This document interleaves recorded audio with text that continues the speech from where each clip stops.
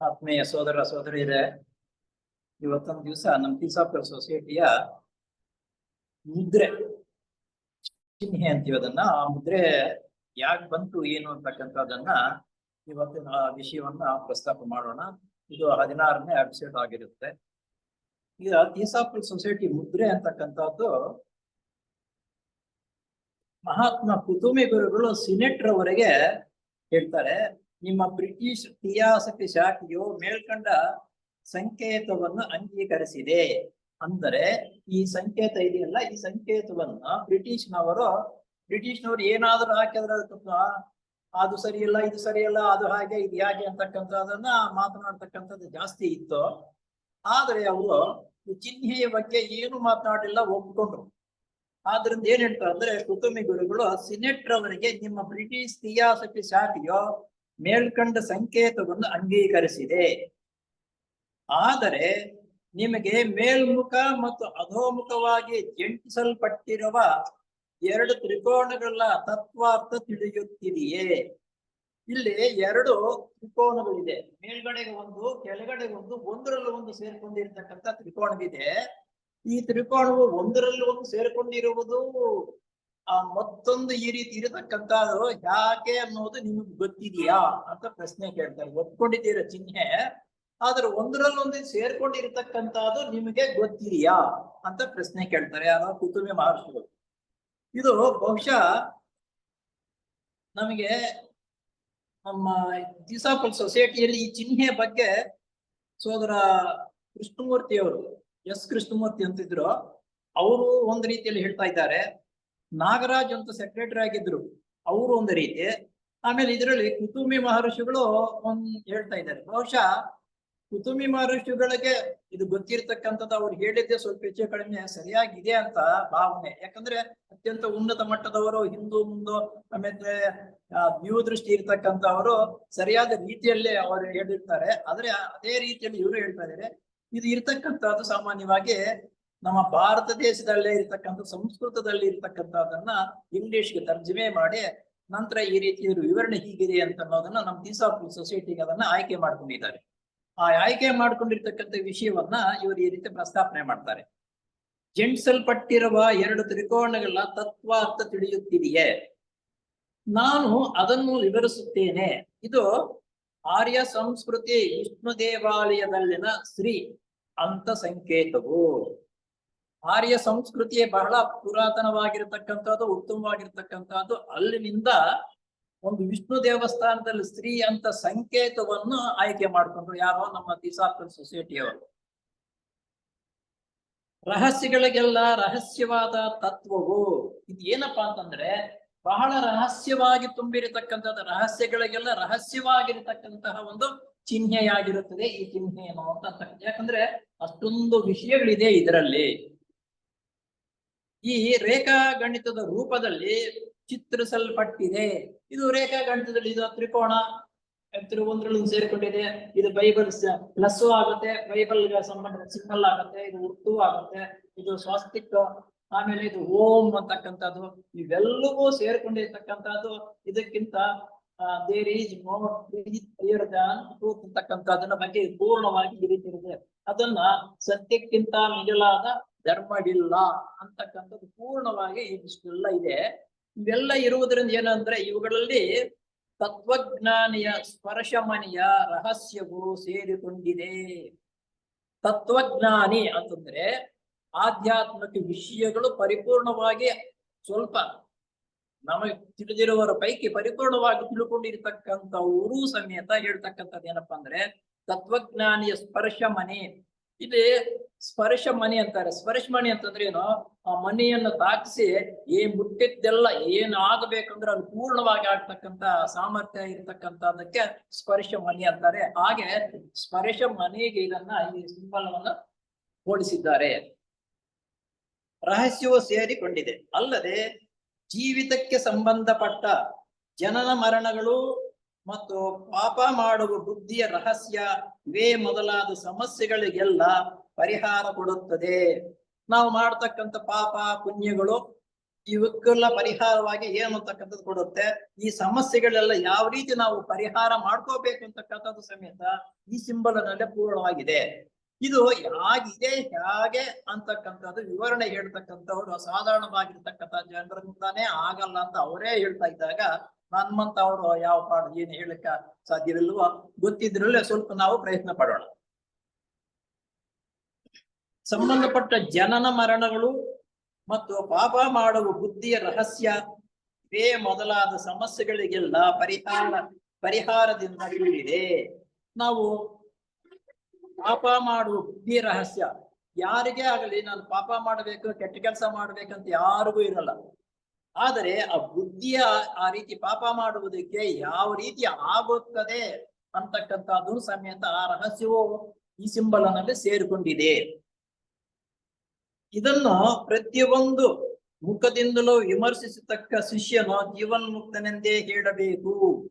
ಮಹಾತ್ಮ ಕುತುಮೆಯವರೇ ಹೇಳ್ತಾರೆ, ಇದನ್ನ ಪ್ರತಿಯೊಂದು ವಿಷಯವನ್ನು ವಿವರಣವಾಗಿ ಹೇಳಬೇಕಾದ್ರೆ ಜೀವನ್ಮುಕ್ತಿ ಹೊಂದಿರತಕ್ಕಂತ ವ್ಯಕ್ತಿಗಳಿಂದಲೇ ಸಾಧ್ಯವೇ ಹೊರತು ನಮ್ಮಂತವರಿಂದ ಸಾಧ್ಯವಿಲ್ಲ ಅಂತ ಅವರೇ ಹೇಳ್ತಾ ಇರುವಾಗ ನಮ್ಮಂತವ್ರ ಪಾಡೇನೋ ಅದನ್ನ ಅರ್ಥ ಮಾಡ್ಕೊಳ್ಳೋದು ಹೇಳುವುದು ಸಮೇತ ಬಹಳ ಕಷ್ಟಕರವಾಗಿರ್ತಕ್ಕಂಥ ವಿಷಯವಾಗಿದೆ. ಇದು ಮೇಲ್ಕಂಡ ವಿಷ್ಣು ಸಂಕೇತವಾದ ತ್ರಿಕೋಣಗಳಲ್ಲಿ 6 ತತ್ವಗಳು ಎದ್ದು ಕಾಣುತ್ತಿದ್ದಾಗಿಯೂ ತ್ರಿಕೋಣ ಅಂದ್ರೆ ಎರಡು ತ್ರಿಕೋಣ. ಇದು ಬೆಳ್ಳಗೆ ಇರ್ತಕ್ಕಂಥದ್ದು ಒಂದು ತ್ರಿಕೋಣ, ಕಪ್ಪು ಬಣ್ಣ ಬರೆಸಿರ್ತಕ್ಕಂಥದ್ದು ಇನ್ನೊಂದು ತ್ರಿಕೋಣ. ಈ ರೀತಿ 2 ತ್ರಿಕೋಣಗಳಲ್ಲಿ 6 ತತ್ವಗಳು ಎದ್ದು ಕಾಣುತ್ತಿದ್ದಾಗಿಯೂ. ಇದರಲ್ಲಿ 6 ತತ್ವಗಳಿದೆ ಅಂತಂದ್ರೆ ಏನಂದ್ರೆ ಈ ಕಡೆ ಒಂದು ಗೆರೆ, ಈ ಕಡೆ ಒಂದು ಗೆರೆ, ಇವು ಎರಡು 4, 2, 6 ಇವು 6 ಗೆರೆಗಳು. ಇದರಲ್ಲಿ 6 ಈ 6 ತತ್ವಗಳು ಎದ್ದು ಕಾಣುತ್ತಿದ್ದಾಗಿಯೂ ಕೇಂದ್ರದಲ್ಲಿರುವ ಬಿಂದುವು ಸೇರಿ 7 ತತ್ವಗಳಾಗುತ್ತವೆ. ಇಲ್ಲಿ ಇವೇನು 6 ಆಯ್ತು. ಕೇಂದ್ರದಲ್ಲಿ ಬಿಂದು ನೋಡಿ, ಈ ಬಿಂದು ಇದು ಕೇಂದ್ರದಲ್ಲಿ ಇರ್ತಕ್ಕಂಥ ಇದು 6, ಇದು ಒಂದು 7 ಬಹಳ ಪ್ರಾಮುಖ್ಯತೆ ಇದೆ. 6 ಒಂದು 7 ಆಗಿದೆ. ಇಲ್ಲಿ ಆಗಿದೆ 7 ಸೇರಿ 7 ತತ್ವಗಳಾಗಿವೆ. ವೇದ ಮತ್ತು ತಾಂತ್ರಿಕ ಆಗಮಗಳಲ್ಲಿ 6 ಎಂಬುದು ಪುನರಾವರ್ತನೆಯಾಗಿರುತ್ತದೆ. ಆದರೆ ಮಧ್ಯದ ಬಿಂದು 6 ತತ್ವಗಳಿಗೂ ಮೂಲ ಸ್ಥಾನವು. ಈ ಮಧ್ಯೆ ಇರತಕ್ಕಂಥ ಬಿಂದುವಿದೆಯಲ್ಲ, ಈ 6 ಸ್ಥಳಗಳಿಗೂ ಮಧ್ಯ ಬಿಂದುವಾಗಿರುತ್ತದೆ. ಈಗ ನಾವು ಒಂದು ಕಾಂಪಾಸ್ ತಗೊಂಡು ರೌಂಡ್ ಹಾಕಿದಾಗ ಮಧ್ಯೆ ಒಂದು ಬಿಂದು ಬರುತ್ತೆ. ಆ ಬಿಂದು ರೌಂಡ್ಗೆ ಎಲ್ಲಾ ಸುತ್ತುವಳತೆಗೆ ಎಲ್ಲದೂ ಸರಿಸಮಾನವಾಗಿರತಕ್ಕಂಥದ್ದು ಆ ಬಿಂದುವಾಗುತ್ತೆ. ಆ ಪರಿಧಿ ಅಂತಕ್ಕಂಥದ್ದು ಬಿಂದಿಗೆ ಸಮಾನವಾಗಿ ಎಲ್ಲಾ ಕಡೆನೂ ಸಮಾನವಾಗಿರುತ್ತೆ ಅಂತ ನಾವು ಜಾಮೆಟ್ರಿನಲ್ಲೇ ತಿಳ್ಕೊಂಡಿದ್ದೀವಿ. ಹಾಗೆ ಇಲ್ಲಿ ಇವಕ್ಕೆಲ್ಲ ಸರಿಸಮಾನವಾಗಿರ್ತಕ್ಕಂಥ ಬಿಂದು ಇದು 7ನೇ ಬಿಂದುವಾಗಿರುತ್ತೆ. 6 ತತ್ವಗಳಿಗೂ ಮೂಲ ಸ್ಥಾನವು ಅದು ಅವ್ಯಕ್ತ. ಆ ಮಧ್ಯದ ಬಿಂದು 7ನೇದು ಅವ್ಯಕ್ತ ಅಂತಂದ್ರೆ ಈ 6 ಮಾತ್ರ ಲೆಕ್ಕಕ್ಕೆ ಬಂತು, ಇದು ಲೆಕ್ಕಕ್ಕೆ ಬರ್ಲಿಲ್ಲ. ಅವ್ಯಕ್ತವಾದರೂ ಸಮೇತ ಈ 7ನೇದು ಬಹಳ ಮುಖ್ಯ. ಆದುದರಿಂದ ಅಭಿವ್ಯಕ್ತವಾಗಿರುವ ವೃತ್ತವು ಮಹದಾಕಾಶವನ್ನು ಪ್ರತಿನಿಧಿಸುತ್ತದೆ. ಆ ವೃತ್ತ ಇದೆಯಲ್ಲ, ಈ ವೃತ್ತವು ಮಧ್ಯ ಬಿಂದು ಅದು ಮಹದಾಕಾಶವನ್ನು ಪ್ರತಿಬಿಂಬಿಸುತ್ತದೆ. ಒಂದು ದೃಷ್ಟಿಯಿಂದ ಅವು 2 ಅವಲೋಕೇಶ್ವರನನ್ನು ಪ್ರತಿನಿಧಿಸುತ್ತದೆ. ಅವಲೋಕೇಶ್ವರ ಅಂದ್ರೆ ವಿಷ್ಣು. ಆ ಬಿಂದುವು ಒಂದು ರೀತಿಯಲ್ಲಿ ಅವಲೋಕೇಶ್ವರನ್ನು ಪ್ರತಿನಿಧಿಸುತ್ತದೆ. ಏಕೆಂದರೆ ಅವುಗಳಲ್ಲಿ ಬ್ರಹ್ಮಾಂಡ ಮತ್ತು ಪಿಂಡಾಂಡಗಳು 2 ಅಡಗಿವೆ. ಅದು ಬಹಳ ರಹಸ್ಯವಾಗಿರ್ತಕ್ಕಂಥದ್ದು. ಬ್ರಹ್ಮಾಂಡ ಮತ್ತು ಪಿಂಡಾಂಡ 2 ಬಿಂದುವಿನಲ್ಲಿ ಸೇರಿಕೊಂಡಿದೆ, ರಹಸ್ಯವಾಗಿವೆ, ಅಡಗಿವೆ. ಮೇಲ್ಮುಖವಾಗಿರುವ ತ್ರಿಕೋಣವು ಮೇಲ್ಮುಖವಾಗಿರತಕ್ಕಂಥದ್ದು ನೋಡಿ, ತ್ರಿಕೋಣ ಇದು ಮೇಲ್ಮುಖವಾಗಿರ್ತಕ್ಕಂಥದ್ದು.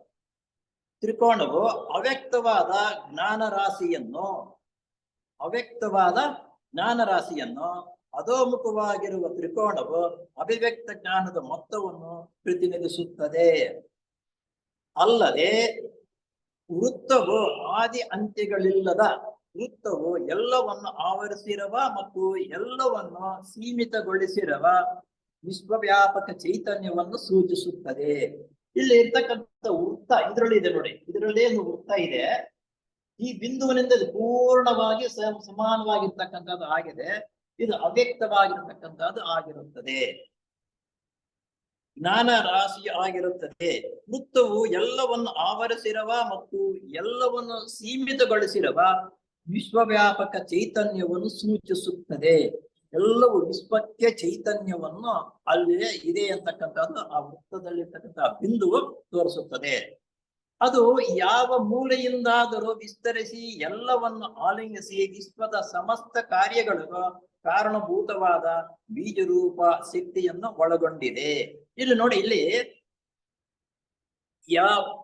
ನಮ್ಮ ಸಮಾಜದಲ್ಲಿ ಪ್ರಪಂಚದಲ್ಲಿ ಎಲ್ಲಿ ಯಾವ ಕೆಲಸವು ಯಾವುದು ಆಗಬೇಕಾದರೂ ಸಮೇತ ಆ ಮಧ್ಯೆ ಇರತಕ್ಕಂಥ ವೃತ್ತ ಇದೆಯಲ್ಲ ಬೀಜ ರೂಪದಲ್ಲಿ ಇದೆ. ಅಂದರೆ ಒಂದು ಮರವು ಬೆಳವಣಿಗೆ ಆಗಬೇಕಾದ್ರೆ ಆ ಬೀಜದಲ್ಲಿ ಆ ಮರ ಬೆಳವಣಿಗೆ ಆಗತಕ್ಕಂಥ ವಿಷಯವು ಪೂರ್ಣವಾಗಿ ಅದರಲ್ಲಿ ಯಾವ ರೀತಿ ಅಡಗಿರುತ್ತದೋ ಹಾಗೆ ವಿಶ್ವದಲ್ಲಿ ಇರ್ತಕ್ಕಂಥ ಚೈತನ್ಯ ವ್ಯವಸ್ಥೆಯು ಯಾವಾಗ ಆಗಬೇಕು, ಏನಾಗಬೇಕು ಅಂತಕ್ಕಂಥ ಅದಕ್ಕೆ ಸಂಬಂಧಪಟ್ಟ ಚೈತನ್ಯವು ಪೂರ್ಣವಾಗಿ ಈ ಬಿಂದುವಿನಲ್ಲಿ ಸೇರಿದೆ.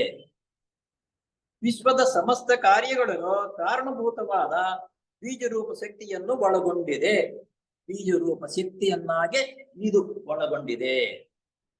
ಈ ಮಧ್ಯ ಬಿಂದುವಿನ ಸುತ್ತಲೂ ವೃತ್ತವು ಅಭಿವ್ಯಕ್ತವಾಗಿದೆ. ಇದರ ಮಧ್ಯ ಸುತ್ತಲೂ ಇದೂ ಆಗ್ಬೋದು ಅಥವಾ ಇದಕ್ಕೂ ಸಮನ್ವಯವಾಗುತ್ತೆ ನೋಡೋದು. ಇಲ್ಲಿ ವೃತ್ತ ಇದೆ, ಆ ವೃತ್ತಕ್ಕೂ ಮಧ್ಯ ಬಿಂದು, ಆ ಮಧ್ಯ ಬಿಂದುವಿನಿಂದ ಇದು ಈ ವೃತ್ತಕ್ಕೂ ಸರಿ ಸಮಾನವಾಗಿರುತ್ತೆ. ಹೀಗೆ ಅವುಗಳಿಗೆ ಪರಸ್ಪರ ಭೇದವಿಲ್ಲ. ಅದಕ್ಕೂ ಆದ್ರೆ ಈ ವೃತ್ತ ಕೇಂದ್ರಕ್ಕೂ ಈ ವೃತ್ತಕ್ಕೂ ಆ ವೃತ್ತಕ್ಕೇನೋ ಭೇದವೇನು ಇಲ್ಲ. ಆದರೆ ಮಾಯೆ ಮತ್ತು ಅವಿದ್ಯೆಗಳ ದೃಷ್ಟಿಯಿಂದ ಅವು ಪರಸ್ಪರ ಬೇರ್ಪಟ್ಟಿವೆ. ಮಾಯೆ, ಅವಿದ್ಯೆ. ಅವಿದ್ಯೆ ಅಂದ್ರೆ ವಿದ್ಯಾವಂತನಾಗದೇ ಇರತಕ್ಕಂಥವನು ಮಾಯೆ ತುಂಬಿಕೊಂಡಿರುವುದರಿಂದ ಯಾರಿಗೂ ಏನು ಅದನ್ನು ತಿಳ್ಕೊಡ್ತಕ್ಕಂಥ ಸಾಮರ್ಥ್ಯ ಇಲ್ಲದಿರ ಹೋಗಿದೆ ನಮಗೆ. ಇವುಗಳನ್ನು ಬೇರ್ಪಡಿಸಿರುವ ತ್ರಿಕೋಣವು ಪ್ರಕೃತಿಯನ್ನು ಅದರ ತ್ರಿಗುಣಗಳನ್ನು ಪ್ರತಿನಿಧಿಸುತ್ತದೆ. ತ್ರಿಕೋಣವು ಪ್ರಕೃತಿಯನ್ನು ಅದರ ತ್ರಿಗುಣಗಳನ್ನು ಪ್ರತಿನಿಧಿಸುತ್ತದೆ. ಸಂಕೇತ ದೃಷ್ಟಿಯಿಂದ ಮಧ್ಯದ ಬಿಂದು ಜೀವಾತ್ಮ. ನೋಡಿ, ಸಂಕೇತ ದೃಷ್ಟಿಯಿಂದ ಮಧ್ಯದ ಬಿಂದು ಇದೆಯಲ್ಲ ಅದು ಜೀವಾತ್ಮ. ಬಿಂದು ಜೀವಾತ್ಮ ಅದು ಅಂದ್ರೆ ಇವು 6 ಆಯ್ತು, ಇದೊಂದು 7ನೇ ತತ್ವ ಅಂತಂದ್ರಲ್ಲ, ಆ 7ನೇ ತತ್ವವೇ ಜೀವಾತ್ಮ. ಇನ್ನು ಮತ್ತು ಸಂಕೇತ ದೃಷ್ಟಿಯಿಂದ ಮಧ್ಯ ಬಿಂದು ಜೀವಾತ್ಮ ಅಂದ್ರೆ 7ನೇ ತತ್ವ ನನ್ನನ್ನು ಮತ್ತು ಈ ಮೂಲಕ ವಿಷ್ಣುವನ್ನು ಪ್ರತಿನಿಧಿಸುತ್ತದೆ. ನನ್ನನ್ನು ಅಂತಂದ್ರೆ ಬಹುಶಃ ಈಶ್ವರನಿರ್ಬೇಕು. ಇವರಿಬ್ಬರನ್ನು ಅದು ಸೂಚಿಸುತ್ತದೆ. ಕ್ರೈಸ್ತರ ಕಪಾಲ ತತ್ವಜ್ಞಾನ ದೃಷ್ಟಿಯಿಂದ ತಂದೆ ತಾಯಿಗಳ ಮಗನೆಂದು ಆತನನ್ನು ಕರೆದಿದೆ. ಇಲ್ಲಿ ವಿಷ್ಣು, ನಮ್ಮಲ್ಲಿ ವಿಷ್ಣುವನ್ನ ಇದು ಮಹಾತ್ಮರಿಂದ ಬಂದಿರತಕ್ಕಂಥ ಒಂದು, ಕ್ರಿಶ್ಚಿಯನ್ರು ತಂದೆಯಿಂದ ಬಂದಿರತಕ್ಕಂಥ ಮಗ ಅಂತ ಈ ರೀತಿ ಕೇಳ್ತಾರೆ, ಕರೆದಿದ್ದಾರೆ. ತಾಯಿ ಅಂದ್ರೆ ಮೂಲ ಪ್ರಕೃತಿ. ಇಲ್ಲಿ ತಾಯಿ ಅಂತಕ್ಕಂಥದ್ದು ಮೂಲ ಪ್ರಕೃತಿ, ತಂದೆ ಪರಶಿವ ತತ್ವ ಅಥವಾ ಬ್ರಹ್ಮ ಅಂತಕ್ಕಂಥದ್ದು ಹೇಳ್ತಾರೆ. 2 ತ್ರಿಕೋಣಗಳು ಪುರುಷ ಪ್ರಕೃತಿಗಳನ್ನು ಸೂಚಿಸುತ್ತದೆ. 2 ತ್ರಿಕೋಣಗಳು, ಈ ತ್ರಿಕೋಣ ಇದು ಒಂದು, ಇದು ಒಂದು. 2 ತ್ರಿಕೋಣಗಳು ಏನು ಸೂಚಿಸುತ್ತದೆಪ್ಪ ಅಂತಂದರೆ ಪುರುಷ ಪ್ರಕೃತಿಗಳನ್ನು ಸೂಚಿಸುತ್ತದೆ. ಪುರುಷ ಮತ್ತು ಪ್ರಕೃತಿ ಇವೆರಡನ್ನ ಸೂಚಿಸುತ್ತದೆ. ಒಂದು ಧನಶಕ್ತಿ, ಮತ್ತೊಂದು ಋಣಶಕ್ತಿ. ಯಾವುದೇ ಕೆಲಸ ನಡೆಯಬೇಕಾದ್ರೂ ಒಂದು ಧನ ಋಣ 2 ಸೇರಿದಾಗಲೇ ಅದು ಕೆಲಸವು ಆಗ್ತಕ್ಕಂಥದ್ದು. ಇಲ್ಲದೆ ಅವ್ರು 2 ಸೇರದೆ ಹೋದ್ರೆ ಯಾವ ಕೆಲಸವೂ ಆಗೋದಕ್ಕೆ ಸಾಧ್ಯವಿಲ್ಲ. ಋಣ ಇದು ಬೀಸುವ ಕಲ್ಲುಗಳಲ್ಲಿ ಮೇಲ್ಭಾಗದ ಚಟುವಟಿಕೆಯಿಂದ ಕೆಲಸ ಮಾಡುತ್ತಿರುವುದು ಧನಶಕ್ತಿಯು. ನೋಡಿ, ಇಲ್ಲದೆ ನಾವು ಹಿಂದಿನ ಕಾಲದಲ್ಲಿ ಬೀಸುವ ಕಲ್ಲುಗಳು ಬೀಸ್ತಾ ಇರ್ತಕ್ಕಂಥದ್ದು, ಅದು ಕೆಳಗಡೆ ಕಲ್ಲು ಮೇಲ್ಗಡೆ ಕಲ್ಲು. ನೋಡಿ, ಇದು ಸೂಚಿಸುತ್ತದೆ.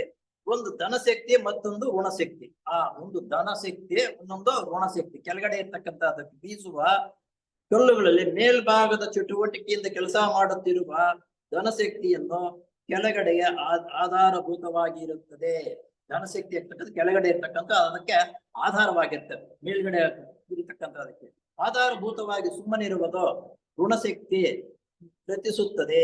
ಮೇಲ್ಮುಖವಾಗಿರುವ ಬಿಳಿಯ ತ್ರಿಕೋಣವು ಜ್ಞಾನ, ಜ್ಞಾತ, ಜ್ಞಾನ, ಜ್ಞೇಯ. ನೋಡಿ, ಮೇಲ್ಮುಖವಾಗಿರುವ ಬಿಳಿಯ ತ್ರಿಕೋಣವು, ಮೇಲ್ಮುಖವಾಗಿರ್ತಕ್ಕಂಥದ್ದು ಬಿಳಿಯ ತ್ರಿಕೋಣವು ಏನ್ ಹೇಳ್ತಾರ ಅಂತಂದ್ರೆ ಜ್ಞಾನ, ಜ್ಞಾತ, ಜ್ಞಾನ, ಜ್ಞೇಯ ಅಂತಕ್ಕಂಥದನ್ನ 3 ಭಾಗಗಳಾಗಿ ಅದನ್ನ ಹೇಳ್ತಾರೆ.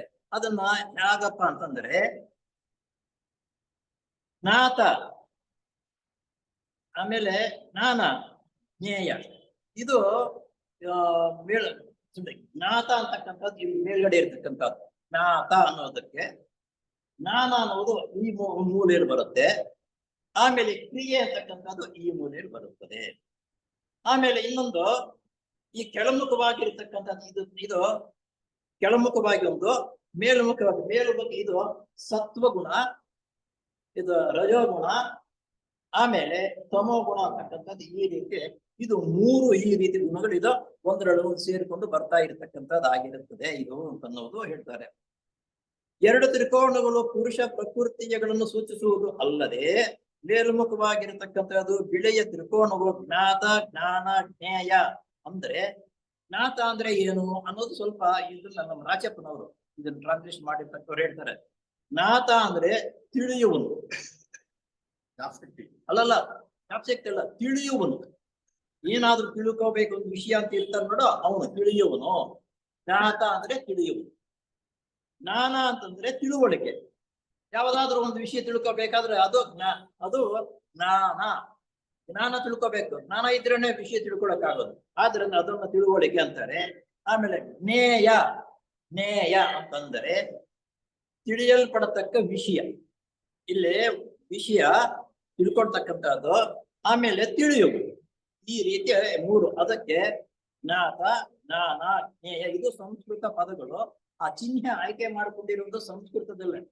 ಆ ಸಂಸ್ಕೃತದಲ್ಲಿ ಇರ್ತಕ್ಕಂಥ ಅದನ್ನ ಆಯ್ಕೆ ಮಾಡಿಕೊಂಡು ನಮ್ಮ ಸೊಸೈಟಿಗೆ ಸಿಂಬಲ್ ಆಗಿ ಸೇರ್ಕೊಂಡಿದ್ದಾರೆ. ಇದನ್ನು ಎಂಬ ತ್ರಿಪುಟಿಗಳನ್ನು ಅಧೋಮುಖವಾಗಿ ಇರುವ ತ್ರಿಕೋಣವು ತ್ರಿಗುಣಗಳನ್ನ ಸತ್ವ, ರಜಸ್ಸು ಮತ್ತು ತಮಸ್ಸು ಅದನ್ನು ಹೇಳಿದೆ.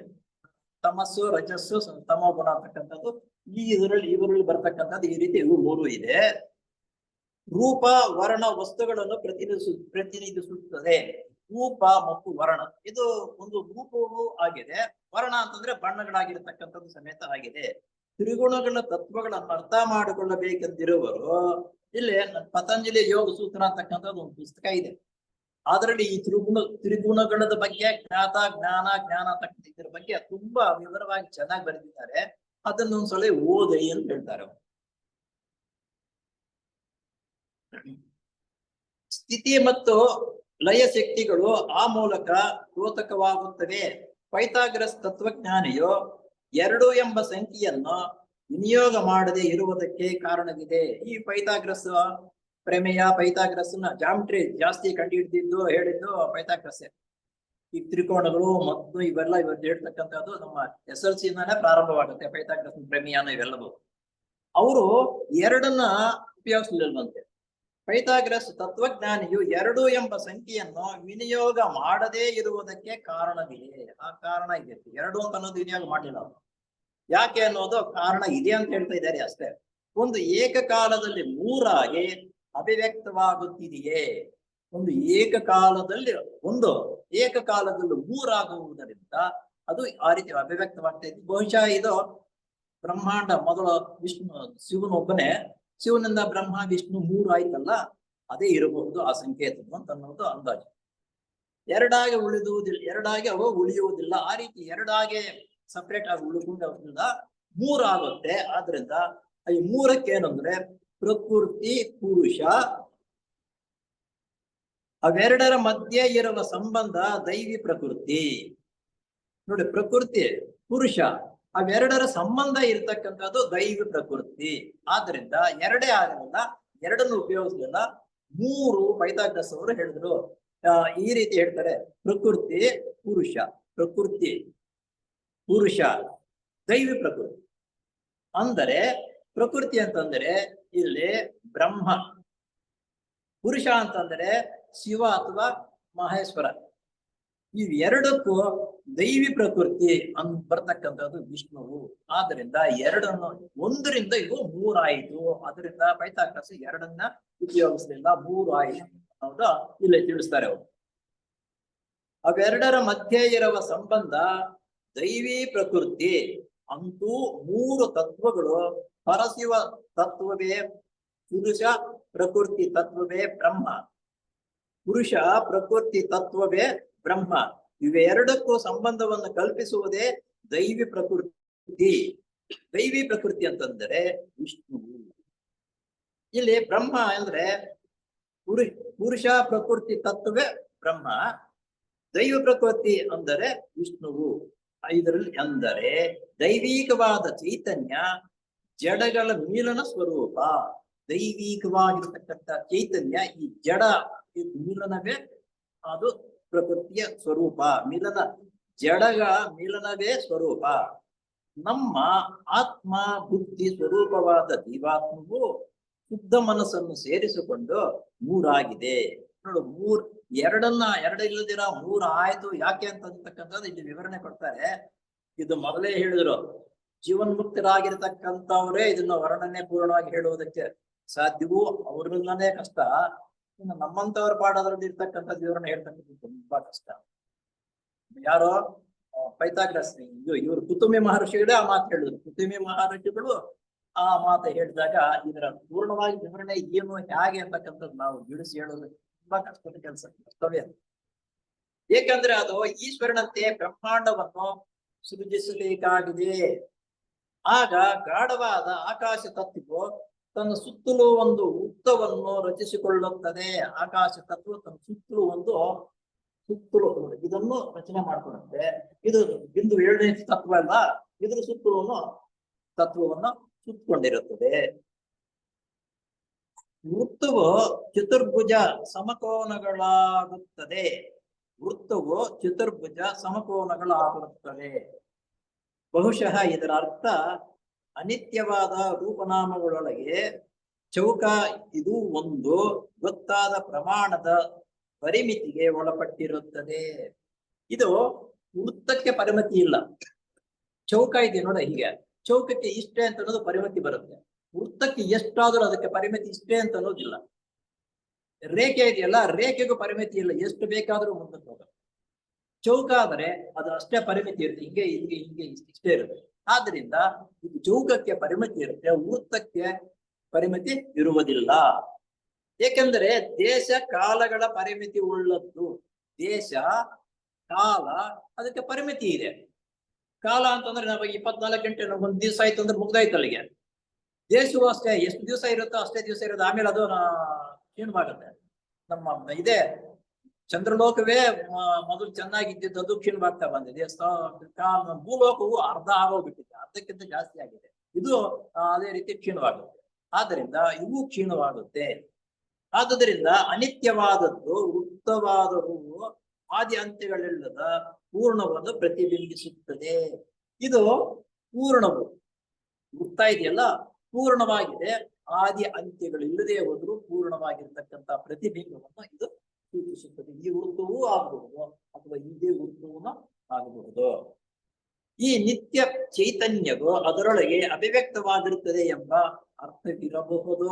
ಅವರೇ ಈ ರೀತಿ ಅರ್ಥ ಮಾಡಿದ್ರು ಬಹುಶಃ ಇರಬಹುದು ಅಂತ ಹೇಳ್ತಾ ಇದ್ದಾರೆ. ಇದೇ ಕರೆಕ್ಟ್ ಅಂತ ಅನ್ನೋದು ಹೇಳಕ್ಕಿಂತ ಇಲ್ಲ. ಎಂದರೆ ಆಕಾಶ ಬಯಲು ಇದರಲ್ಲಿ ಪುರುಷ ಪ್ರಕೃತಿಗಳೆರಡು ಸೇರಿಕೊಂಡಿವೆ. ಆಕಾಶ ಬಯಲು ಇವೆರಡರಲ್ಲಿ ಪುರುಷ ಪ್ರಕೃತಿ ಸೇರಿಕೊಂಡಿದೆ.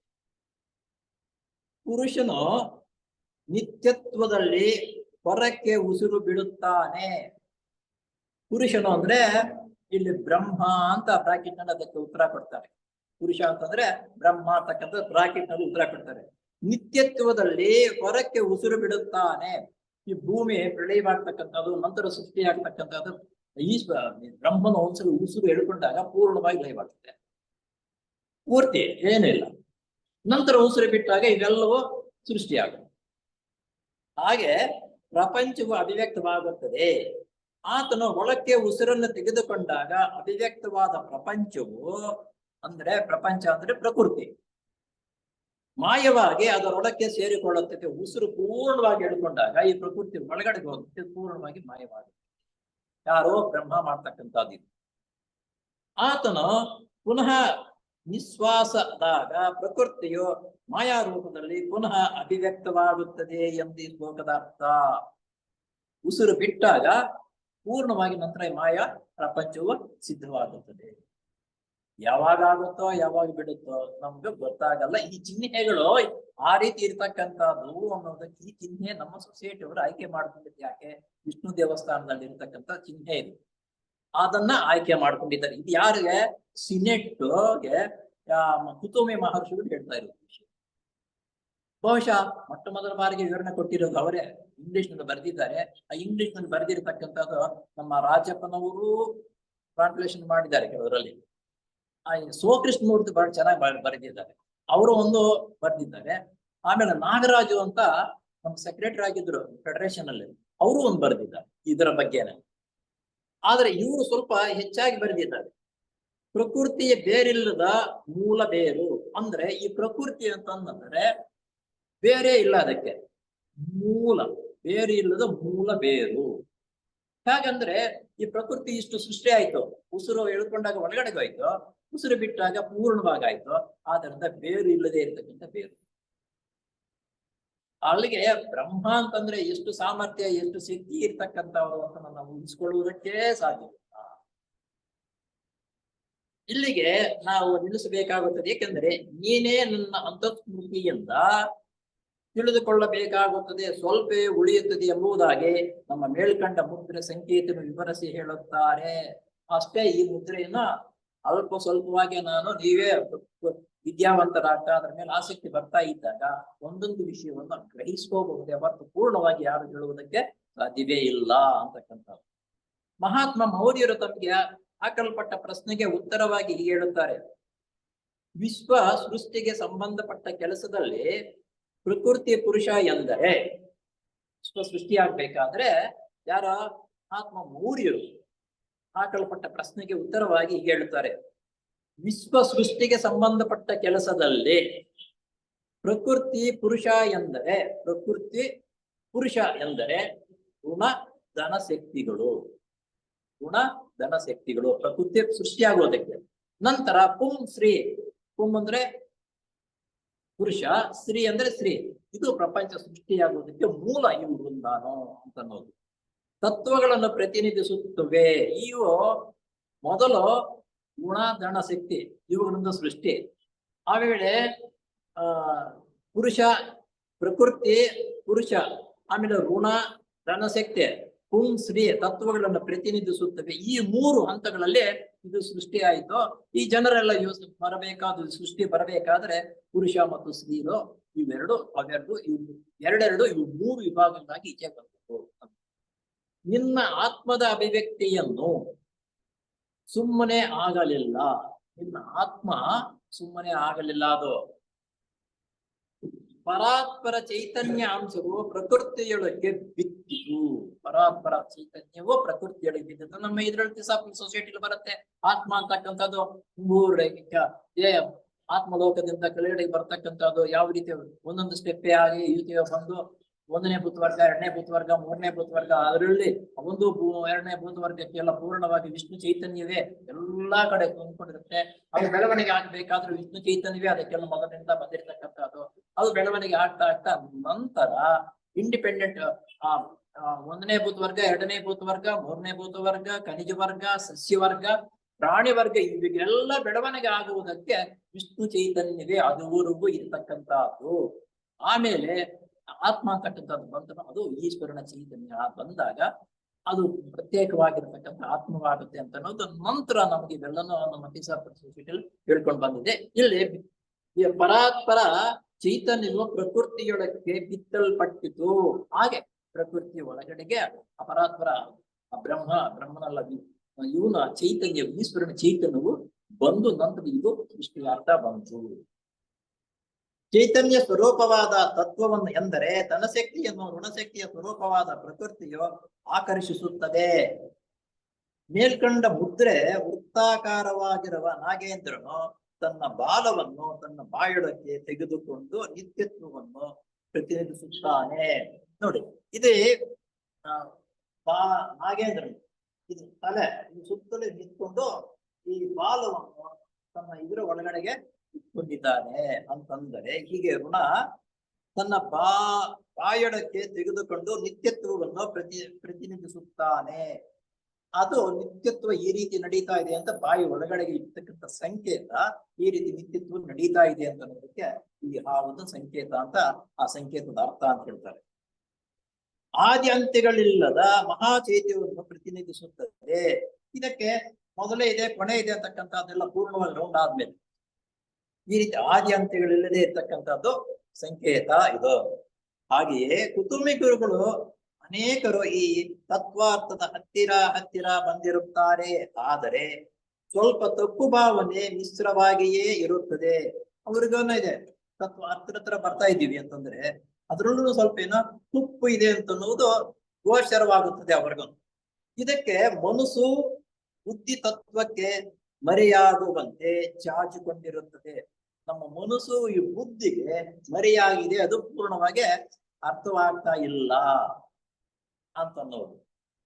ಮನಸ್ತತ್ವಕ್ಕೆ ಅತೀತವಾದ ಮಟ್ಟಕ್ಕೆ ಹತ್ತಿದಾಗ ಮಾತ್ರ ಆಧ್ಯಾತ್ಮಿಕ ತಿಳುವಳಿಕೆ ಕರಾರುವಕ್ಕಾಗಿ ಲಭ್ಯವಾಗುತ್ತದೆ. ನೋಡಿ, ಇಲ್ಲಿ ಬಹಳ ಮುಖ್ಯವಾಗಿರ್ತಕ್ಕಂಥದ್ದು ಮನಸ್ತತ್ವಕ್ಕೆ ಅತೀತವಾದ ಮಟ್ಟಕ್ಕೆ ಹತ್ತಿದಾಗ, ಮನಸ್ತತ್ವಕ್ಕೆ ಅತೀತ ಮಟ್ಟಕ್ಕೆ ನಾವು ಹತ್ತಿದಾಗ ಮಾತ್ರ ಆಧ್ಯಾತ್ಮಿಕ ತಿಳುವಳಿಕೆಯು ಕರಾರುವಕ್ಕಾಗಿ ಲಭ್ಯವಾಗುತ್ತದೆ. ಆ ಮಟ್ಟಕ್ಕೆ ಇಳಿದಾಗ ಮಾತ್ರ ಆಧ್ಯಾತ್ಮಿಕ ನಮ್ಗೆ ಅರ್ಥವಾಗುತ್ತದೆ. ಇಲ್ಲದೆ ಹೋದ್ರೆ ಅದು ಅರ್ಥವಾಗುವುದಕ್ಕೆ ಸಾಧ್ಯವೇ ಇಲ್ಲ. ಅದು ಅರ್ಥವಾಗ್ಬೇಕಾದ್ರೆ ಹೆಂಗ್ ಬರ್ಬೇಕಪ್ಪ ಅಂತಂದರೆ ಮನುಷ್ಯನ ತೀಸಾಪಲ್ ಸೊಸೈಟಿಲಿ ಸೋದರ ಭಾವವನ್ನ ಅನುಷ್ಠಾನಕ್ಕೆ ತರಲೇಬೇಕು ಅಂತಕ್ಕಂಥದ್ದು ಇದು. ಸೋದರ ಭಾವ ನಾವು ಅನುಷ್ಠಾನಕ್ಕೆ ಬಂದರೆ ಆ ಮನಸ್ಸು ಬುದ್ಧಿ ಇದೆಯಲ್ಲ ಅದು ಆ ಮೇಲಿನ ಮಟ್ಟಕ್ಕೆ ಹತ್ತುತ್ತದೆ. ಆದ್ದರಿಂದ ಅದು ಸೊಸೈಟಿ ಸೇರ್ತಕ್ಕಂಥವರು ಸೋದರ ಭಾವವನ್ನು ಒಪ್ಪಲೇಬೇಕು ಅಂತ.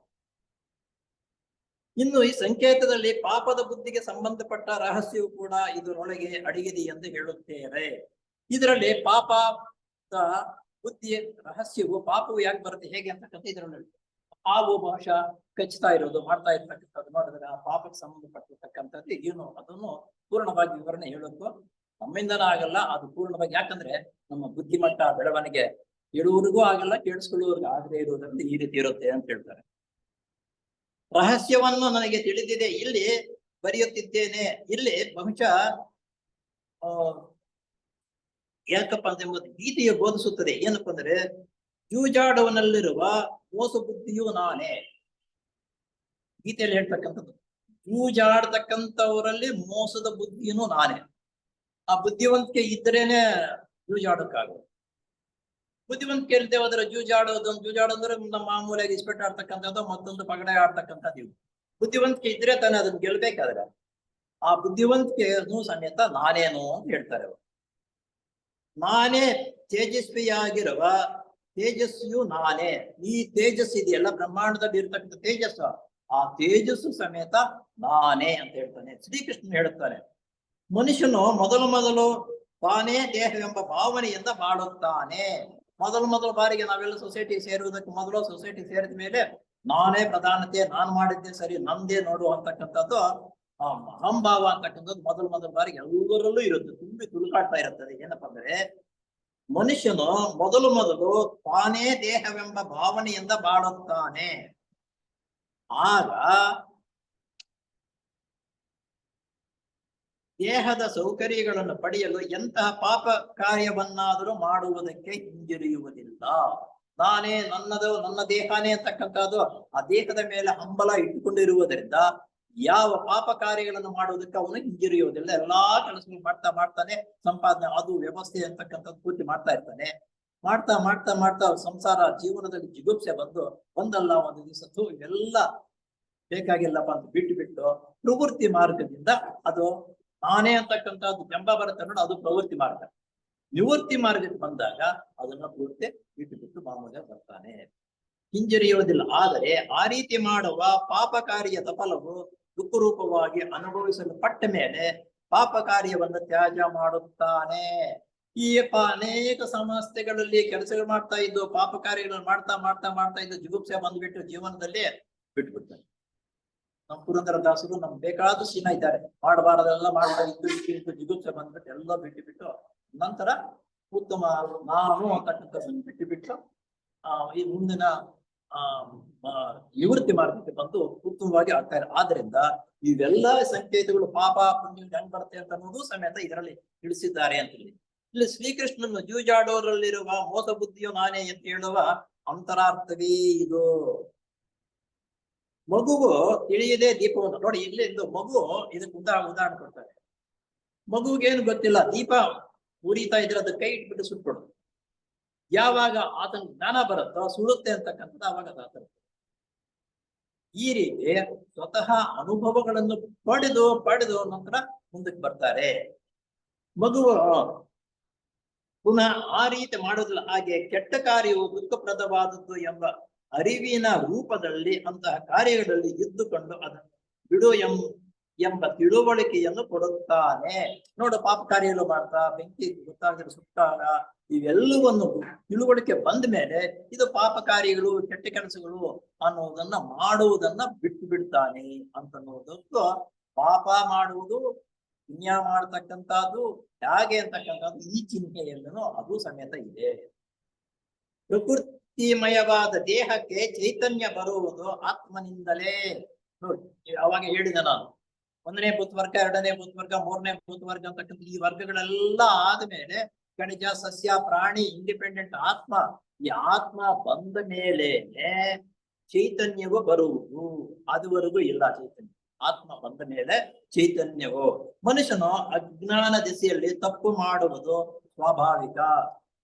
ಮೊದಲು ಹುಟ್ಟಿದಾಗ ಅಜ್ಞಾನ, ಅವನು ತಪ್ಪುಗಳನ್ನು ಯಾವಾಗ್ಲೂ ಮಾಡ್ತಾನೆ ಇರ್ತಾನೆ. ದೇಹವೇ ತಾನೆಂದು ಭಾವಿಸಿದಾಗ ದೇಹಕ್ಕೆ ಪ್ರಿಯವಾದದ್ದು ತನಗೂ ಪ್ರಿಯವೆಂದು ತಪ್ಪಾಗಿ ಭಾವಿಸುತ್ತಾನೆ. ಈ ದೇಹಕ್ಕೆ ಪ್ರಿಯವಾಗಿರತಕ್ಕಂಥ ಅದು ನಮ್ಗೆ ಪ್ರಿಯವಾಗಿರತಕ್ಕಂಥದ್ದೇನು ತಿಳುವಳಿಕೆ ಇಲ್ಲದಿರ ತಪ್ಪಾಗಿ ಗ್ರಹಿಸಿಕೊಂಡು ನಂತರ ಅದನ್ನ ಅಪೇಕ್ಷೆ ಮಾಡ್ತಾನೆ. ತಿಳುವಳಿಕೆ ಬಂದ ಮೇಲೆ ಇದು ತಪ್ಪು ಅಂತ ಅನ್ನೋದು ಅರಿವು ಮೂಡುತ್ತದೆ. ಅನುಭವಗಳ ಆದ್ಮೇಲೆ ನಾನು ಮಾಡ್ತಾ ಇರೋದು ತಪ್ಪು ಅಂತಕ್ಕಂಥದ್ದು ಅರಿವಾದಂಗೆ ಮೂಡುತ್ತದೆ. ಅನಂತರ ತಪ್ಪಿನ ಮೂಲಕ ದುಃಖಕ್ಕೆ ಈಡಾಗಿ ಕರ್ಮ ಕಟ್ಟಳೆಯನ್ನು ಅರ್ಥ ಮಾಡಿಕೊಂಡ ಮೇಲೆ ಆ ರೀತಿ ತಪ್ಪುಗಳು ಮಾಡುವುದು ಬಿಟ್ಟು ಬಿಡ್ತಾರೆ. ಈ ತಪ್ಪುಗಳು ಮಾಡ್ತಕ್ಕಂಥದ್ದು ಸರಿಯಲ್ಲಪ್ಪ, ಈ ಕರ್ಮ ಕಟ್ಟಳೆ ಇದೆಯಲ್ಲ ಇದು ತಿಳ್ಕೊಂಡಿದ್ದಾದ್ಮೇಲೆ ತಪ್ಪುಗಳನ್ನು ಬಿಡುತ್ತಾರೆ. ಅಲ್ಲಿಗೆ ತಪ್ಪುಗಳು ಮಾಡುವುದಕ್ಕೂ ತಪ್ಪುಗಳನ್ನು ನಿವಾರಣೆ ಮಾಡಿಕೊಳ್ಳುವುದಕ್ಕೂ ಇದರಲ್ಲಿ ಸಂಕೇತವೂ ಇದೆ.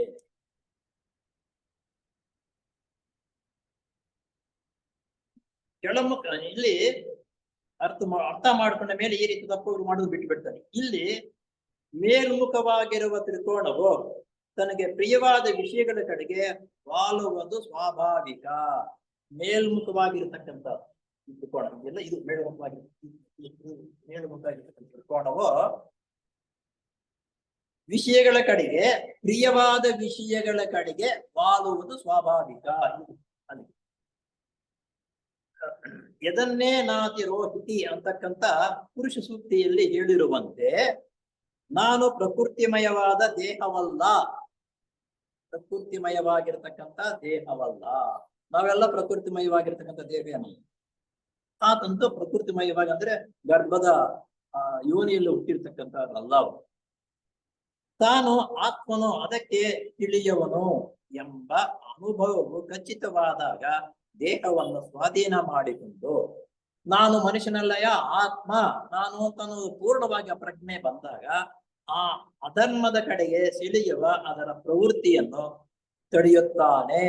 ನಾನು ಆತ್ಮ, ಈ ದೇಹವಲ್ಲ, ಇದು ಶಾಶ್ವತವಾಗಿರ್ತಕ್ಕಂಥದ್ದಲ್ಲ, ಶಾಶ್ವತವಾಗಿರ್ತಕ್ಕಂಥದ್ದು ಆತ್ಮ ಅಂತಕ್ಕಂಥದ್ದನ್ನು ತಿಳ್ಕೊಂಡಿದ್ದ ಆದ್ಮೇಲೆ ಹೀಗೆ ಕ್ರಮೇಣ ದೇಹ ಪ್ರಕೃತಿಗೂ ಕೂಡ ಪರಿವರ್ತನೆ ಉಂಟಾಗಿ ಅದು ಎಚ್ಚೆತ್ತ ಆತ್ಮದೊಡನೆ ಒಂದಾಗಿ ಸಹಕರಿಸುತ್ತಾ ಹೋಗುತ್ತದೆ. ಆದುದರಿಂದ ಪ್ರಕೃತಿ ಒಳ್ಳೆಯದೂ ಅಲ್ಲ ಕೆಟ್ಟದ್ದು ಅಲ್ಲ.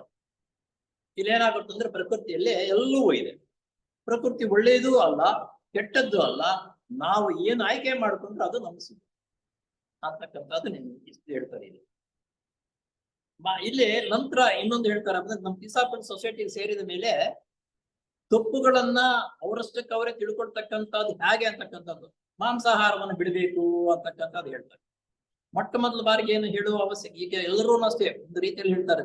ಕೆಲವು ಮಹಾತ್ಮರು ಬೇರೆಯವರು ಹೇಳ್ತಕ್ಕಂಥವ್ರು ನೀನು ಮಾಂಸಾಹಾರವನ್ನು ಬಿಟ್ಟು ಬಿಡೋದು ಕಡ್ಡಾಯವಾಗಿ ಯಾರು ಹೇಳಲ್ಲ. ಆದ್ರೆ ಮಾಂಸಾಹಾರ ಸೇವನೆ ಮಾಡುವುದರಿಂದ ನಮ್ಮ ದೇಹಕ್ಕಿಂತ ಕೆಟ್ಟ ಗುಣಗಳು ಬೆಳವಣಿಗೆ ಆಗುತ್ತದೆ. ಇನ್ನೊಬ್ಬ ಜೀವಿಯನ್ನ ತೆಗೆದು ನಾವು ಅದನ್ನ ಆಹಾರವಾಗಿ ತಿಂದಾಗ ಅದರಲ್ಲಿರ್ತಕ್ಕಂಥ ಕೆಟ್ಟ ಗುಣಗಳು ನಮ್ಮ ದೇಹಕ್ಕೂ ಬರುತ್ತೆ. ಅದಕ್ಕಿಂತ ಉತ್ತಮವಾಗಿರ್ತಕ್ಕಂಥ ಸಸ್ಯಾಹಾರಿಗಳು ಉತ್ತಮವಾಗಿದ್ದಾರೆ ಅಂತಕ್ಕಂಥದ್ದನ್ನ ಅನೇಕರು ಹೇಳ್ತಾರೆ. ಆದುದರಿಂದ ಸಸ್ಯಾಹಾರವನ್ನು ಉಪಯೋಗಿಸುವುದು ಉತ್ತಮ, ಇದನ್ನ ಮಾಂಸಾಹಾರವನ್ನು ಬಿಡುವುದು ಸೂಕ್ತ ಅಂತಕ್ಕಂಥ ಸಲಹೆಯನ್ನು ಕೊಡ್ತಾರೆ. ಹೊರತು ಹೀಗೆ ಮಾಡುವಂತ ಯಾರು ಹೇಳಲ್ಲ, ನಾವು ಆಯ್ಕೆ ಮಾಡ್ಕೋಬೇಕು.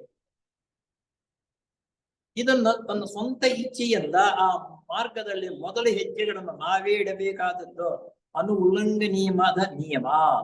ತನ್ನ ಅಂತಸ್ಫೂರ್ತಿಯ ಬೆಳಕಿನಲ್ಲಿ ಆತನು ತನ್ನ ದೌರ್ಬಲ್ಯದೊಳಗೆ ಹೋರಾಡಿ ಅವುಗಳನ್ನು ಜಯಿಸಲು ಪ್ರಯತ್ನಿಸಬೇಕು. ಅವನು ಅಯ್ಯೋ ಹೆಂಗಪ್ಪ ಇಷ್ಟೋ ವರ್ಷಗಳಿಂದ ನಾನು ಮಾಂಸಾಹಾರ ತಿಂತ ರುಚಿಯಾಗಿತ್ತು, ಅದನ್ನ ಬಿಡಕ್ಕಾಗಲ್ಲ ಅಂತ ಬಲವಂತದಿಂದ ಬಿಡಿಸಕ್ಕಾಗಲ್ಲ. ತನ್ನಷ್ಟಕ್ಕೆ ತಾನೇ ಅರಿವು ಬಂದು ಇದು ತಿನ್ನುವುದು ಸರಿಯಲ್ಲ ಅಂತಕ್ಕಂಥದ್ದು ತನ್ನಷ್ಟಕ್ಕೆ ತಾನೇ ಬಿಡಬೇಕು ಅಂತಕ್ಕಂಥದ್ದನ್ನು ಹೇಳ್ತಾರೆ. ಇನ್ನೊಂದು, ಪ್ರತಿಯೊಬ್ಬ ಮನುಷ್ಯನಲ್ಲೂ ಬೇಕಾದಷ್ಟು ಒಳ್ಳೆಯ ಸಂಸ್ಕಾರಗಳು ಹುದುಗಿವೆ. ಪ್ರತಿಯೊಬ್ಬ ಮನುಷ್ಯನಲ್ಲೂ ಒಳ್ಳೆಯ ಸಂಸ್ಕಾರ ಇದೆ, ಕೆಟ್ಟ ಸಂಸ್ಕಾರವೂ ಹುದುಗಿದೆ. ಯಾರು ಆತ್ಮ ಸಂತೋಷದಿಂದ ಈ ಮಾರ್ಗವನ್ನು ಅವಲಂಬಿಸಲು ಮುಂದೆ ಬರುತ್ತಾರೆಯೋ ಅಂತವರಿಗೆ ಸಲ್ಲಬೇಕಾದ ಅವಕಾಶವನ್ನು ಕಲ್ಪಿಸಿಕೊಟ್ಟು ಮಾರ್ಗದರ್ಶನ ನೀಡುವುದು ನಮ್ಮ ಧರ್ಮ ಮತ್ತು ಕರ್ತವ್ಯ ಎಂಬುದಾಗಿ ಕುಟುಂಬ ಗುರುಗಳು ಬರೆಯುತ್ತಾರೆ. ಇಲ್ಲಿ ಉತ್ತಮವಾಗಿರ್ತಕ್ಕಂಥ ಗುಣಗಳನ್ನು ಬೆಳೆಸಿಕೊಂಡು ಮುಂದಾಗ್ತಕ್ಕಂಥ ಬರತಕ್ಕಂಥದ್ದು, ಅದನ್ನು ಉತ್ತಮವಾಗಿರ್ತಕ್ಕಂಥ ಗುಣಗಳು ಯಾವುವು, ಉತ್ತಮ ಅಲ್ಲದೆ ಇರ್ತಕ್ಕಂಥ ಯಾವುವು, ಇವನು ತಿಳುವಳಿಕೆ ಕೊಡ್ತಕ್ಕಂಥದ್ದು ನಮ್ಮ ಧರ್ಮ. ಯಾರೋ ಕುಟುಂಬಿ ಮಹರ್ಷಿಗಳು ಇದು ನನ್ನ ಧರ್ಮ, ಇದು ಹೇಳಬೇಕು ಅಂತಕ್ಕಂಥ ಈ ರೀತಿ ಹೇಳ್ತಾರೆ ಅವರು. ಯಾರೇ ಎಷ್ಟೇ ಸಂಸ್ಕಾರಿಗಳಾಗಿದ್ದಾಗಿ ಅಂತವರಿಗೆ ಈ ಮಾರ್ಗವನ್ನು ಅವಲಂಬಿಸುವಂತೆ ಮಹಾತ್ಮರಾಗಲಿ ಅವರ ವೃದ್ಧ ಶಿಷ್ಯರಾಗಲಿ ಪ್ರೋತ್ಸಾಹಿಸುವುದಿಲ್ಲ. ಈ ರೀತಿ ಮಾಡುವುದು ಗುಪ್ತ ವಿದ್ಯಾ ನಿಯಮಕ್ಕೆ ವಿರೋಧವಾದದ್ದು. ನೋಡಿ, ಯಾವ ರೀತಿ ಗುಪ್ತ ವಿದ್ಯಾ ನಿಯಮಕ್ಕೆ ವಿರೋಧವಾಗಿ. ಹಾಗಂದ್ರೆ ಯಾರು ಎಷ್ಟೇ ಸಂಸ್ಕಾರಿಗಳಾಗಿದ್ದಾಗಿಯೋ ಅಂತವರಿಗೆ ಈ ಮಾರ್ಗವನ್ನು ಅವಲಂಬಿಸುವಂತೆ ಮಹಾತ್ಮರಾಗಲಿ ಅವರ ವೃದ್ಧ ಶಿಷ್ಯರಾಗಲಿ ಪ್ರೋತ್ಸಾಹಿಸುವುದಿಲ್ಲ. ಗುಪ್ತ ವಿದ್ಯೆ ಸೇರಿಸ್ಕೋಬೇಕಾದ್ರೆ ಪ್ರೋತ್ಸಾಹದಿಂದ ಬಲವಂತದಿಂದ ಮಾಡ್ಕೋಬಾರ್ದು. ಆ ಬಲವಂತದಿಂದ ಮಾಡ್ಕೊಂಡಾಗೆ ಬಿದ್ದೋಗು. ಅವರಲ್ಲಿ ಬಲವಂತವಾಗಿ ಕೇಳದಿರ ಆ ವಿಷಯಗಳನ್ನ ಮನದಟ್ಟು ಮಾಡುವ ರೀತಿಯಲ್ಲಿ ಪ್ರೋತ್ಸಾಹ ಕೊಟ್ಟು ಬೋಧನೆ ಮಾಡ್ಬೇಕು. ಯಾರೋ ಸೀನಿಯರ್ ಆಗಿರ್ತಕ್ಕಂಥವ್ರು ಪ್ರೋತ್ಸಾಹ ಕೊಟ್ಟು ಅವನು ಪ್ರೋತ್ಸಾಹದ ಮೇಲೆ ಅವನಷ್ಟಕ್ಕೆ ಅವನೇ ಬರ್ಬೇಕು. ಇಷ್ಟು ನೀನು ಸೊಸೈಟಿ ಸೇರಿ 4 ವರ್ಷ ಆಗಿದೆ, ನೀನು ಮೆಂಬರ್ ಆಗೋ ಹಾಗು ಅಂತ ಹೇಳ್ಬಿಟ್ಟು ಮೆಂಬರ್ಶಿಪ್ ಮಾಡ್ಕೊಳ್ತಕ್ಕಂಥದ್ದು ಶುದ್ಧ ತಪ್ಪು. ಆ ರೀತಿ ಮಾಡಬಾರದು. ಈ ರೀತಿ ಮಾಡೋದು ಗುಪ್ತ ವಿದ್ಯಾ ನಿಯಮಕ್ಕೆ ವಿರೋಧವಾದದ್ದು.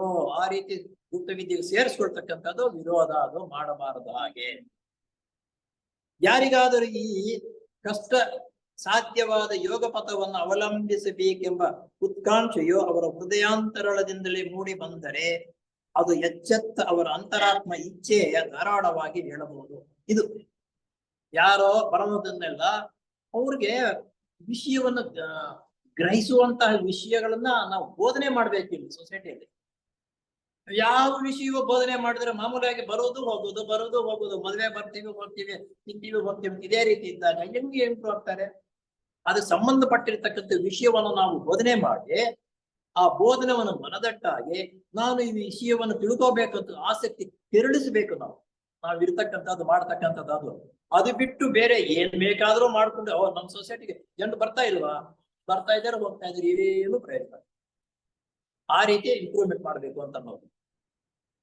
ಅಂತವರಲ್ಲಿ ಸತ್ಯದ ಸ್ಥಿತಿಯಲ್ಲಿ ಎಂತಹ ದೌರ್ಬಲ್ಯಗಳಿದ್ದಾಗೆಯೂ ಅಂತವರು ಹೃತ್ಪೂರ್ವಕವಾಗಿ ತಮ್ಮ ಪ್ರಯತ್ನಗಳನ್ನು ಒಂದೇ ಸಮನೆ ಮುಂದುವರೆಸಿಕೊಂಡು ಹೋಗುವ ಪಕ್ಷದಲ್ಲಿ ಗುರುಗಳು ದೊರೆಯುವುದು ಖಚಿತ. ಆ ರೀತಿ ಖಚಿತವಾಗಿರತಕ್ಕಂಥ ನಾನು ಮುಂದುವರೆಸ್ಕೊಂಡು ಹೋಗಬೇಕು, ಈ ವಿಷಯವನ್ನು ತಿಳ್ಕೋಬೇಕು ಅಂತಕ್ಕಂಥದ್ದು ಒಂದು ಖಚಿತವಾದ ನಿಯಮದಿಂದ ನಿಯಮವನ್ನು ಪಾಲಿಸಬೇಕು, ಖಚಿತವಾಗಿ ನಾನು ಮುಂದಕ್ಕೆ ಬರಬೇಕು ಅಂತಕ್ಕಂಥದ್ದನ್ನು ಬಂದಾಗ ಗುರುಗಳು ಆತನ ಕೈ ಹಿಡಿಯುವುದು ಖಚಿತ. ಗುರುಗಳು ಆತನಿಗೆ ಸಹಾಯ ಮಾಡೇ ಮಾಡ್ತಾನೆ.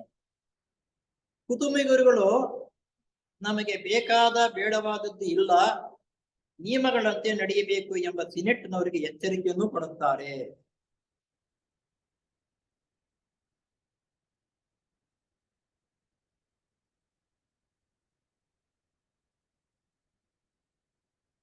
ಇಲ್ಲಿ ಇನ್ನೊಂದು ನಮ್ಮ ತೀಸಾಪುರ ಸೊಸೈಟಿಯಲ್ಲೇ ಗಣೇಶ್ ಇಡ್ತೀವಿ ನಾವು ಇಲ್ಲಿ ಶಾಲೆಯಲ್ಲಿ. ಯಾಕಪ್ಪ ಗಣೇಶ್ ಸಾರಿ ಗಣೇಶನಲ್ಲ,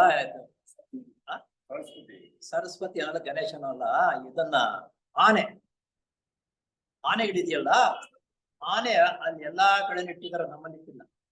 ಆ ಕೆಳಗಡೆ ಇಲ್ಲೊಂದು ಅಲ್ಲೊಂದು ಕೆಳಗಡೆ ಇರ್ತಾರೆ. ಇದು ಸಂಕೇತ. ಯಾಕಪ್ಪ ಅಂತಂದ್ರೆ ಇದರಲ್ಲಿ ಬರ್ತಕ್ಕಂಥದ್ದನ್ನ ಯಾವುದು ಗಣೇಶನಿಗೆ ಆನೆ ಮುಖ ಇಡ್ಬೇಕು ಅಂತಂದ್ರಲ್ಲ, ಆನೆಗೂ ಹುಲಿಗೂ ಹೋಲಿಕೆ ನೋಡಿ. ಹುಲಿ ಮಾಂಸಾಹಾರಿ, ಅದು ಕ್ರೂರವಾಗಿರತಕ್ಕಂಥ ಪ್ರಾಣಿ. ಆನೆ ಸಸ್ಯಾಹಾರಿ, ಅದು ಸಾತ್ವಿಕವಾಗಿರ್ತಕ್ಕಂಥದ್ದು, ಬೇರೆ ಜನರಿಗೆ ಉಪಯೋಗ ಮಾಡ್ತಕ್ಕಂಥ ಸ್ವಭಾವ ಇದೆಯೇ ಹೊರತು ಅದಕ್ಕೂ ಅಪಕಾರ ಮಾಡ್ತಕ್ಕಂಥದ್ದಿಲ್ಲ. ಆದ್ದರಿಂದ ಸಸ್ಯಾಹಾರ ಸೇವನೆ ಮಾಡುವುದರಿಂದ ನಾವು ಬೇರೆಯವರಿಗೆ ಉಪಕಾರ ಮಾಡತಕ್ಕಂಥ ಮನೋಭಾವ ಬುದ್ಧಿ ನಮಗೆ ಬೆಳೆಯುತ್ತದೆ. ಮಾಂಸಾಹಾರ ತಿನ್ನುವುದರಿಂದ ಹುಲಿ ಸಿಂಹ ಇದಿಲ್ಲ, ಇವು ಬೇರೆ ಮೃಗಗಳಾಗಿ ಬೇರೆಯವರಿಗೆ ತೊಂದರೆ ನೀಡತಕ್ಕಂಥದ್ದು ಬರುತ್ತಲ್ಲ. ಆದ್ದರಿಂದ ಮಾಂಸಾಹಾರಿ ಬಿಡುವುದು ಉತ್ತಮ, ಸಸ್ಯಾಹಾರಿ ಆಗ್ತಕ್ಕಂಥದ್ದು ಉತ್ತಮ ಅಂತ ಹೇಳ್ಬಿಟ್ಟು ಇಷ್ಟನ್ನು ಇವರು ಹೇಳ್ತಾರೆ. 18 100 ಆನೆ ಸರ್ಕಲ್ ಸ್ವಾಮಿ, ನೀವು ಹೇಳಿದ್ದು ಅರ್ಥ ನೋಡಿ, ಅಷ್ಟು ಅಲ್ಲಿದೆ ಅಲ್ಲ ಸೆಂಟ್ರ್ ಸರ್ಕಲ್ 80 200. ಇಲ್ಲಿ ಸಂಕ್ಷಿಪ್ತವಾಗಿ ನಮ್ಮ ಇವ್ರು ಹೇಳಿರ್ತಕ್ಕಂಥ ಸೋಕೃಷ್ಣಮೂರ್ತಿಯವರು ನಮ್ಮಂತವ್ರಿಗೆ ಅರ್ಥವಾಗುವ ರೀತಿಯಲ್ಲಿ ಸ್ವಲ್ಪ ಹೇಳ್ಬಿಟ್ಟಿದ್ದಾರೆ.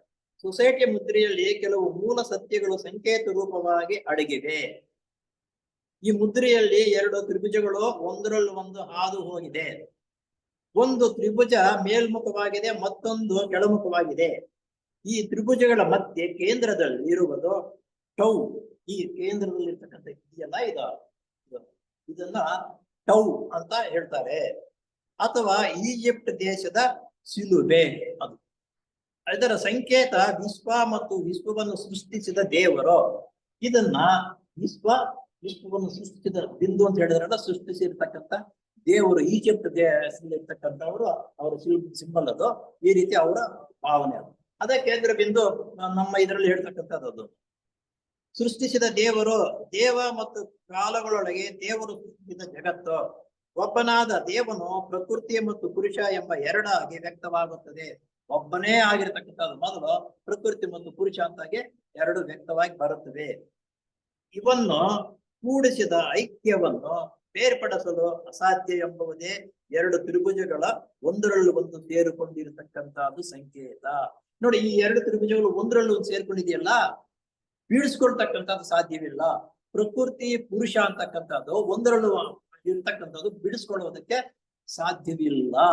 ಆ ರೀತಿ ಸಂಬೆ ಅಲ್ಲ, ಅದನ್ನ ಪ್ರಕೃತಿ ಇದನ್ನ ಬಿಡಿಸಿಕೊಳ್ಳುವುದಕ್ಕೆ ಕಷ್ಟ, ಸೇರಕ್ಕಾಗಲ್ಲ. ನೋಡಿ, ಇದಕ್ಕೆ ನಾವು ಸೇರಿದಾಗ ನಮ್ಗೆ ಒಂದು ಸಿಂಬಲ್ ಹೇಳ್ತಾರೆ. ಇದು ಪ್ರಕೃತಿ, ಇದು ಪುರುಷ. ನಾವು ಈ ಪ್ರಕೃತಿಯಿಂದ ಬಿಡಿಸ್ಕೋಬೇಕು ಅನ್ನುವ ಸಿಂಬಲ್ ಅನ್ನು ಹಾಕಿ ಆ ಶಕ್ತಿ ಕೊಡಿ ಅಂತ ಹೇಳ್ಬಿಟ್ಟು ನಾವು ಒಳಗಡೆ ಹೋಗ್ತಕ್ಕಂಥ. ಅದಕ್ಕಾಗಿ ನೋಡಿ, ಇವರು ನಮ್ಮ ಮಟ್ಟಕ್ಕೆ ತಕ್ಕಂತೆ ಅದರಲ್ಲಿ ಸ್ವಲ್ಪ ಕಷ್ಟವಾಗಿದೆ. ಸೋಕೃಷ್ಣಮೂರ್ತಿಯವರು ಅವ್ರು ಹೇಳಿರ್ತಕ್ಕಂಥದ್ದು ನಮಗೆ ಸ್ವಲ್ಪ ಹತ್ತಿರವಾದ ರೀತಿಯಲ್ಲಿ ಅವರು ಹೇಳ್ತಾರೆ.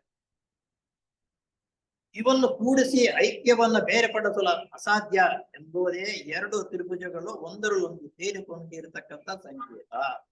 ಈ 2 ತ್ರಿಭುಜಗಳಲ್ಲಿ ಒಂದು ಪುರುಷ ಮತ್ತೊಂದು ಪ್ರಕೃತಿ, ಒಂದು ತಂದೆ ಮತ್ತೊಂದು ತಾಯಿ.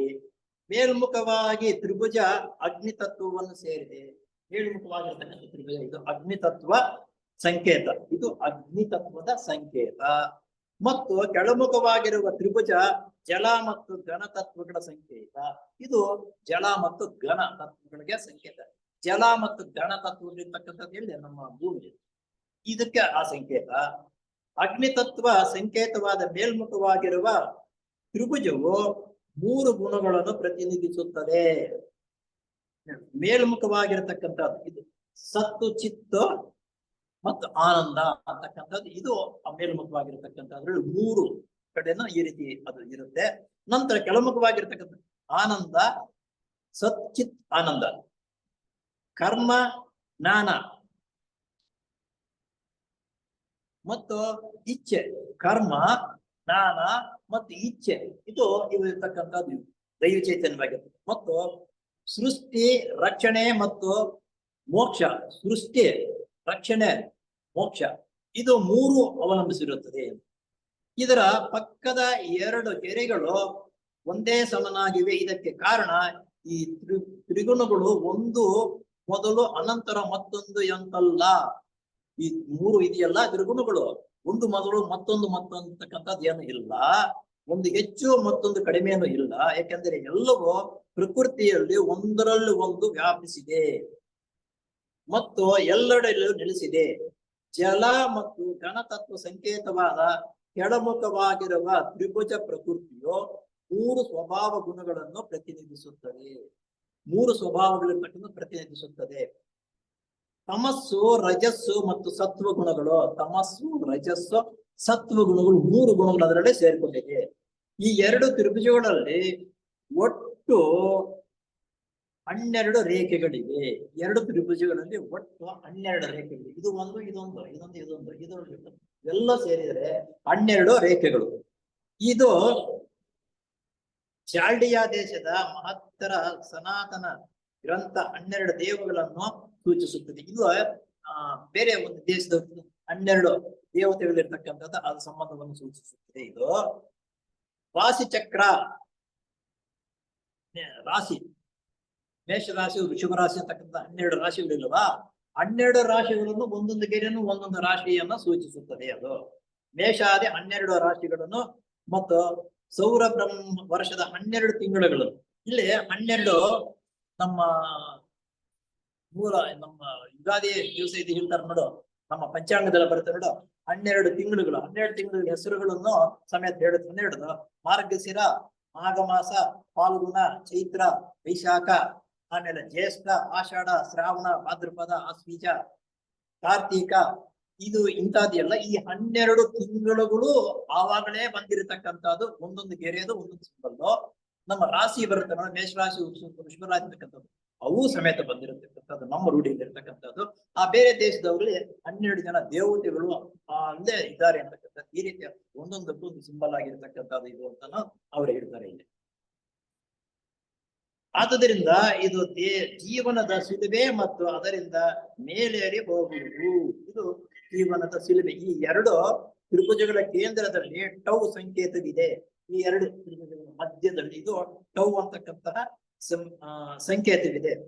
ಪುರುಷ ಪ್ರಕೃತಿಯಲ್ಲಿ ತನ್ನ ತಾನು ಯಜ್ಞ ಮಾಡಿಕೊಂಡು ಕೊಡುವುದರಿಂದ ಸೃಷ್ಟಿ ಸಾಧ್ಯವಾಯಿತು.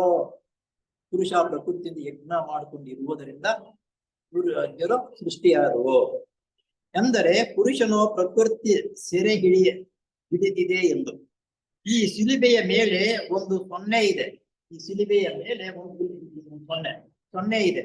ಇದರ ಸಂಕೇತ ಪ್ರಕೃತಿಯ ಸೆರೆಯಿಂದ ಬಿಡಿಸಿಕೊಂಡು ಚೈತನ್ಯ ಮೇಲಕ್ಕೆ ಶಿಲುಬೆಯ ಮೇಲೆ ವಿಶ್ರಮಿಸಿಕೊಳ್ಳುತ್ತಿದೆ. ಈ ಶಿಲುಬೆ ಇದೆಯಲ್ಲ, ಇದರ ಮೇಲೆ ಹೋಗಿಬಿಟ್ಟು ಇದರಿಂದ ವಿಶ್ರಾಮ ಪಡೆತಾ ಇದೆ ಅಂತಕ್ಕಂಥದ್ದು ಸಂಕೇತ. ಆದುದರಿಂದ ಇದು ಜೀವನದ ಶಿಲುಬೆ ಮತ್ತು ಅದರಿಂದ ಮೇಲೇರಿ ಹೋಗುವುದು ಜೀವನ. ನಾವು ಆ ರೀತಿ ಇಲ್ಲಿ ಪ್ರಾಕ್ಟೀಸ್ ಅನುಭವವನ್ನು ಪಡೆದು ಮೇಲಕ್ಕೆ ಹೋಗಿ ಅನುಭವಗಳನ್ನು ಪಡೆಯಬೇಕು ಅಂತಕ್ಕಂಥದ್ದು. ಈ ತ್ರಿಭುಜಗಳ ಮೇಲಿರುವ ಸ್ವಸ್ತಿಕ ಸಂಕೇತ, ಶಿಲುಬೆ ಮೇಲಿರುವ ಸ್ವಸ್ತಿಕ್ ಸಂಕೇತ ಇದು. ಸ್ವಸ್ತಿಕ್ ಸಂಕೇತ. ಈ ಸಂಕೇತದ ಅರ್ಥ ಪ್ರಕೃತಿಯಲ್ಲಿ ದೇವ ಚೈತನ್ಯದ ಚಲನೆಯಿಂದ ವಿಶ್ವದ ಸೃಷ್ಟಿಯಾಯಿತು. ಪ್ರಕೃತಿಯ ಈ ಚಲನೆಯಿಂದ ವಿಶ್ವ ಸೃಷ್ಟಿಯಾಯ್ತು ಅಂದ್ರೆ ಸ್ವಸ್ತಿತ್ವ ಇರತಕ್ಕಂಥ ಸಿಂಬಲ್ ಆದ್ದರಿಂದ ಇದೆ ಇಲ್ಲಿ ಹಾಕೊಂಡಿದ್ದೀವಿ. ಈ ಚಲನೆಯ ವಿವಿಧ ಸ್ಪಂದನ ಮತ್ತು ಸುರಿಗಳಿಂದ ಸಪ್ತ ಲೋಕಗಳು ಕಟ್ಟಲು ಬೇಕಾದ ಪರಮಾಣುಗಳು ಸೃಷ್ಟಿಯಾದವು. ನೋಡಿ, ಇದನ್ನೇ ಸಿಂಬಲ್. ಇದರಿಂದ ಈ ಚಕ್ರಗಳು ಈ ಸುರಿತಾ ಇರುವುದರಿಂದ, ಈ ಸ್ಪಂದನಗಳು ತಿರುಗುವುದರಿಂದ, ಈ ಸ್ಪಂದನಗಳಿಂದ ಮೊಟ್ಟ ಮೊದಲನೇ ಬಾರಿಗೆ ಯಾವುದು ಸೃಷ್ಟಿಯಾಗುವುದಕ್ಕೆ ಪ್ರಕೃತಿ ಪುರುಷ ಬೇಕಾದ ಪರಮಾಣುಗಳು ಸೃಷ್ಟಿಯಾಗಿದೆ. ಪ್ರಕೃತಿ ನಾವು 104 ಮೂಲ ಇದೆಯಲ್ಲ, ಆ ಪರಮಾಣುಗಳು ಅಂತಕ್ಕಂಥದ್ದು ಮೊದಲು ಸೃಷ್ಟಿಯಾಗಿದ್ದು ಇರುವುದನ್ನೇ ಅಂತ ಅದು ಸಂವೇದ ಸಿಂಕ್ಯಲ್ಲಿರೋದು. ಪ್ರಕೃತಿ ಪುರುಷ ಸಂಯುಕ್ತ ಚಲನೆ ಮತ್ತು ಪ್ರಕೃತಿಯಲ್ಲಿ ಚೈತನ್ಯ ಪ್ರವಾಹ ಸ್ಪಂದನಗಳು ಇವುಗಳಿಂದ ವಿಶ್ವದ ಸೃಷ್ಟಿ ಆಯಿತೆಂಬ ಸಂಕೇತ. ತನ್ನ ಬಾಲವನ್ನು ತಾನೇ ನುಂಗುತ್ತಿದೆ. ಹಾವು ಈ 2 ತ್ರಿಭುಜಗಳ ಸುತ್ತಲೂ ಆವರಿಸಿರುವುದು ಕಾಣುತ್ತದೆ. 2 ತ್ರಿಭುಜಗಳ ಮಧ್ಯೆ ಇದು ಹಾವು ಸುತ್ತಿಕೊಂಡಿದೆ. ಈ ಸಂಕೇತ ಬಹಳ ಸನಾತನವಾದದ್ದು. ಇವತ್ತು ಬಂದಿರತಕ್ಕಂಥದ್ದಲ್ಲ. ಈ ಸಂಕೇತ ಸನಾತನ ಮೊದಲಿನಿಂದ ಬಂದಿರತಕ್ಕಂಥದ್ದು ಸಂಕೇತ ಬಂದಿರತಕ್ಕಂಥದ್ದು. ಮತ್ತು ಮತ್ತೆ ಸೃಷ್ಟಿಯಾಗುತ್ತದೆ ಅಂದ್ರೆ ಈ ನಿತ್ಯತ್ವದೊಳಗೆ ಅನೇಕ ಮಹಾ ಬ್ರಹ್ಮಾಂಡಗಳು ಸೃಷ್ಟಿಯಾಗಿ ಲಯವಾಗುತ್ತವೆ. ಇಲ್ಲೇನಪ್ಪಾ ಅಂದ್ರೆ ಅನೇಕ ಬ್ರಹ್ಮಾಂಡಗಳು ಸೃಷ್ಟಿಯಾಗಿ ನಂತರ ಲಯವಾಗುತ್ತದೆ ಅಂತಕ್ಕಂಥದ್ದು ಇವರಲ್ಲಿ ಹೇಳಿದ್ರು. ಅದರಲ್ಲಿ ಹೇಳಿದ್ರು ಬ್ರಹ್ಮನು ಒಂದ್ಸರಿ ಗಾಡಿ ಎಳ್ಕೊಂಡಾಗ ಒಳಗಡೆ ಬಂತು, ಬಿಟ್ಟಾಗ ಸೃಷ್ಟಿಯಾಯ್ತು. ಇಲ್ಲಿ ಬ್ರಹ್ಮಾಂಡವು ಸೃಷ್ಟಿಯಾಗ್ತಕ್ಕಂಥದ್ದು, ಲಯವಾಗ್ತಕ್ಕಂಥದ್ದು, ಮಾಡ್ತಕ್ಕಂಥದ್ದು ಇದರ ಸಂಕೇತವಾಗಿ ಕಾಣಿಸುತ್ತದೆ. ಹಾಗೆಯೇ ಇರುತ್ತದೆ. ಹಿಸಾಕಲ್ ಸೊಸೈಟಿಯ ಮುದ್ರೆಯ ಸಂಕೇತ ಇದು. ಇದರಲ್ಲಿ ಅನೇಕ ಮೂಲ ಸತ್ಯಗಳಿವೆ. ಈ ಮುದ್ರೆಯ ಸುತ್ತಲೂ ಸತ್ಯಂ ನಾಸ್ತಿ ಪರೋಧರ್ಮ ಎಂದು ಬರೆದಿದೆ. ಸತ್ಯಂ ನಾಸ್ತಿ ಪರೋಧರ್ಮ ಅಂತಕ್ಕಂಥದ್ದನ್ನು ಅದು ಬರೆದಿದ್ದಾರೆ. ಎಂದು ಬರೆದಿದೆ ಎಂದರೆ ಸತ್ಯಕ್ಕಿಂತ ಮಿಗಿಲಾದ ಧರ್ಮವಿಲ್ಲ. ನಾವು ಯಾವುದೇ ಧರ್ಮ ಇನ್ನೊಂದು ಧರ್ಮ ಏನು ಬೇಕಾಗಿಲ್ಲ. ಸತ್ಯ ಇದ್ದರೆ ಸಾಕು, ಎಲ್ಲವೂ ಬರುತ್ತೆ. ವಾಕ್ಶುದ್ಧಿ ಸತ್ಯವಾಗಿ ಜೀವನ ನಡೆಸಬೇಕು ಅಂತಕ್ಕಂಥದ್ದು, ಅದಕ್ಕೆ ಸತ್ಯಕ್ಕಿಂತ ಮಿಗಿಲಾದ ಧರ್ಮವಿಲ್ಲ ಅಂತಕ್ಕಂಥದ್ದನ್ನ ಬರೆದಿದ್ದಾರೆ. ಇಷ್ಟೊಂದು ಆಯ್ಕೆ ಮಾಡ್ಕೊಂಡು ಸೊಸೈಟಿ ಸಿಂಬಲ್ ಇಲ್ಲಿ ಬಂದಿರತಕ್ಕಂಥದ್ದು ವಿಷ್ಣು ದೇವಾಲಯದ ಆರ್ಯರು ವಿಷ್ಣು ದೇವಾಲಯದಲ್ಲಿ ಹಾಕಿರತಕ್ಕಂಥ ಸಿಂಬಲ್ ಇದು. ಅಂದ್ರೆ ನಮ್ಮ ಸೊಸೈಟಿ ಮಾನ್ಯತಾನ ಹುಟ್ಟಿದ್ದು ಇದು. ವಿಷ್ಣು ದೇವಸ್ಥಾನ ಯಾವಾಗಲೂ ಹುಟ್ಟಿರ್ತಕ್ಕಂಥದ್ದು. ಆರ್ಯರು ವಿಷ್ಣು ದೇವಸ್ಥಾನದಲ್ಲಿ ಹಾಕಿರತಕ್ಕಂಥ ಸ್ತ್ರೀ ಇದು. ಈ ಸಿಂಬಲ್ ಅನ್ನು ಆಯ್ಕೆ ಮಾಡಿಕೊಂಡು ಸೊಸೈಟಿಯಲ್ಲಿ ಇರ್ತಕ್ಕಂಥವ್ರಿಗೆ ಇಂಥ ವಿಷಯ ಹೀಗಿದೆ. ಆದ್ದರಿಂದ ಈ ಸಿಂಬಲ್ ಅನ್ನು ನಾವು ಆಯ್ಕೆ ಮಾಡಿಕೊಂಡು ಸೊಸೈಟಿಗೆ ಹಾಕಿದ್ದೀವಿ ಅಂತಕ್ಕಂಥದ್ದು ಉತ್ತಮ ಮಹರ್ಷಿಗಳು ಸಿನೆಟ್ಟರವರಿಗೆ ತಿಳಿಸ್ತಾರೆ. ಆದ್ರೆ ನೀವು ಒಪ್ಪಿದ್ದೀರಾ, ಅದ್ರ ಗೂಢಾರ್ಥ ಏನು ಅಂತ ಅನ್ನೋದು ನಿಮ್ಗೆ ಅರ್ಥವಾಗಿಲ್ಲ. ಈ ಗೂಢಾರ್ಥವನ್ನು ಹೀಗಿದೆ ಅಂತಕ್ಕಂಥದ್ದು ಅವ್ರು ಹೇಳ್ತಾ ಇದನ್ನ ಮುಕ್ತಾಯಗೊಳಿಸೋಣ. ಒಂದ್ಸಲ ಓಂಕಾರ ಮಾಡಿ ಮುಕ್ತಾಯಗೊಳಿಸೋಣ. ಓ